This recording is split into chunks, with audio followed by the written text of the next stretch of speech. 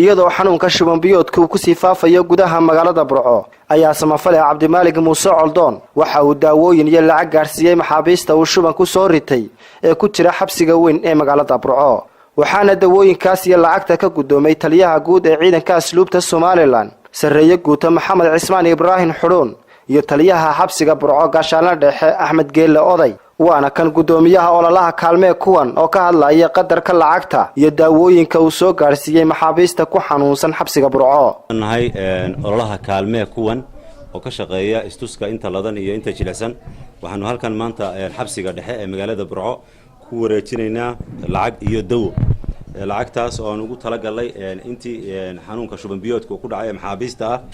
aanu ku wareejin doono gaar ahaan intooda jilicsan ninkastoo ay kooban yihiin 12 maxbuus ayaa waxaan ku wareejinaynaa min $50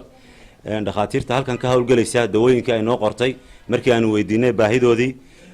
waan u soo iibinay waxaana ay nagu noqotay $180 guud ahaan lacagta aanu halkan soo gaarsiinay ee isugu jirta lacagta aanu maxaabiista siin doono insha Allah ee $50 iyo dawadu waxay isku noqonaysaa $2280 lacagtaas waxay naga soo gaadhay hore ayay noo soo gaadhay waxa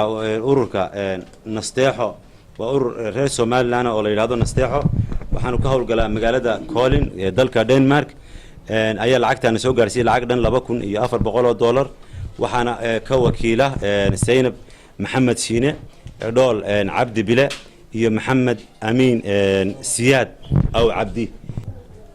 waxa kale oo mahad u celinayaa kaalmee kuwan oo madax yahay Cabdimaalig Muuse Coldoon oo maanta noo keenay daawada iyo lacagta $1 sidoo kalena taliyaha guud ee ciidanka asluubta Somaliland sareeye guuta Maxamed Cismaan Xudun ayaa ka hadlay dhismaha cusub ee loo wado xabsiga Burco oo hakad galay kadib markii wasaaradda maaliyaddu ay bixin weyday qarashkii lagu dhameystiri lahaa waa sidoo hadalka u dhigay wali muddo sanadana wali waa socdaa sanad haddana halkaas uu taagan yahay waxaan codsanaynaa wasaaradda maaliyadda lacagta naga dhiman ee ka dhiman qandaraaslaha inaad degdeg loogu soo daayo waqtiga waad aragteen daacuun baalkii isku shuban baa ku dhacay waxaasna waa ciliiliga iskorsaarka